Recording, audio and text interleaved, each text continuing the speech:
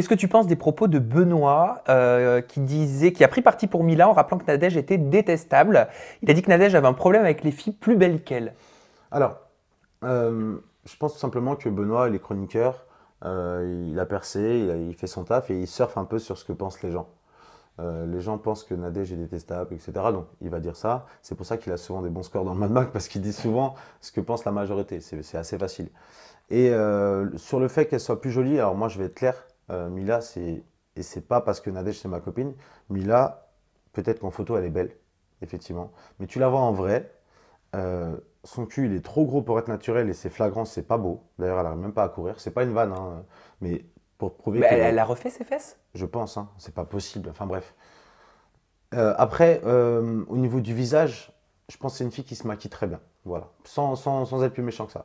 Maintenant, Qu'est-ce que tu le sous-entends? Ça veut dire physique, que sans maquillage, elle est pas belle? elle est beaucoup moins belle qu'avec maquillage. Maintenant, moi, je suis pas là pour attaquer sur le physique des gens ou Oui. quoi. Simplement, Mila, elle est, en anglais, on dirait overrated. Elle est surcotée. Voilà, elle est surcotée. C'est-à-dire que les gens, sur Internet, on dirait que c'est une déesse. Elle est très loin de Kim Kardashian, Mila, faut arrêter. C'est pas parce que c'est une brune avec un gros cul Tu penses que l'engouement du public n'est pas justifié? Non, mais elle est clairement surcotée. Elle est clairement surcotée. Ouais. Après, la personnalité de Mila, je la connais pas plus que ça, puisque j'étais quasiment au Japon Et qu'est-ce que tu penses tout le de ce temps. gros clash donc, entre ta chérie et Mila? Toi, tu prends parti pour qui? En essayant d'être objectif, Ah, Nicolas. c'est notre objectif. Euh, je comprends les deux. Mhm. J'ai beaucoup plus ri au van de ma chérie pendant ce clash. C'est vrai que quand même, c'était épique, hein. C'était énorme.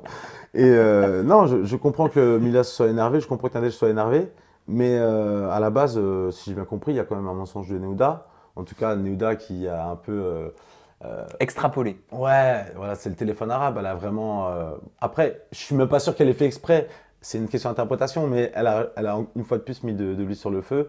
Et sans ça, il n'y aurait peut-être pas eu de clash. Mhm. Il est possible que Mila et Nadège s'entendent très bien sans ce clash-là.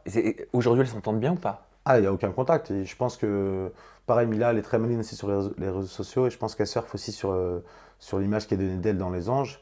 C'est-à-dire que bah, elle va avoir tendance plutôt à, pas forcément à clasher Nadège, mais elles vont pas faire copine-copine non Mais c'était plus. quand même des attaques sur le physique. C'est vrai qu'on a eu droit à un battle d'attaques sur le physique Ouais, juste mémorable. Tu c'était trouves pas quand génial. même, toi, en tant qu'homme, que c'est quand même très enfantin?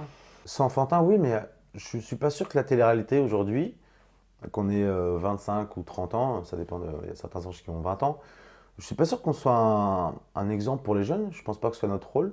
Donc après tout, si certains ont le syndrome de Peter Pan, ben, je vois pas en quoi où est le problème.